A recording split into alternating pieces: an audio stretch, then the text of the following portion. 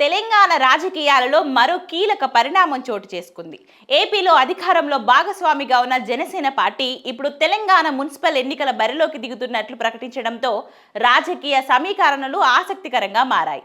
జనసేన తెలంగాణలో జరగనున్న మున్సిపల్ ఎన్నికల్లో పోటీ చేయాలని జనసేన పార్టీ అధిష్టానం కీలక నిర్ణయం తీసుకుంది. ఆంధ్రప్రదేశ్లో సాధించిన అద్భుత విజయం ఇచ్చిన ఊపుతో తెలంగాణలో కూడా తన ఉనికిని చాటుకోవాలని పార్టీ భావిస్తుంది.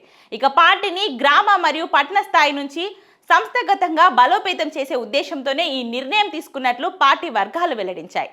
సాధ్యమైనన్ని ఎక్కువ స్థానాలలో అభ్యర్థులను నిలబెట్టి జనసేన సిద్ధాంతాలను ప్రజల్లోకి తీసుకెళ్లాలని పవన్ కళ్యాణ్ నాయకత్వంలోని బృందం కృతనిశ్చయంతో ఉంది. ఇది తెలంగాణలోని ఇతర ప్రధాన పార్టీలైన కాంగ్రెస్, బీఆర్ఎస్ మరియు బీజేపీలకు కొత్త సవాల్గా మారే అవకాశం ఉంది.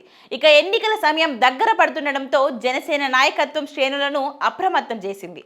ప్రతి జన సైనికుడు, వీర మహిళా సభ్యులు క్షేత్రస్థాయిలోకి వెళ్లి ప్రచారం ప్రారంభించాలని పార్టీ పిలుపునిచ్చింది. తెలంగాణలో పార్టీకి ఉన్న యువత మద్దతును ఓట్లుగా మార్చుకోవడమే లక్ష్యంగా ప్రణాళికలు రచిస్తున్నారు. ముఖ్యంగా పట్టణ ప్రాంతాల్లో నెలకొన్న సమస్యలను ఎండగడుతూ ప్రజల పక్షాన పోరాడే అభ్యర్థులను ఎంపిక చేసే ప్రక్రియను ఇప్పటికే ప్రారంభించారు. త్వరలోనే అభ్యర్థుల ఎంపిక మరియు ఎన్నికల మేనిఫెస్టో వంటి అంశాలపై పూర్తి స్థాయి కార్యాచరణను ప్రకటించనున్నారు.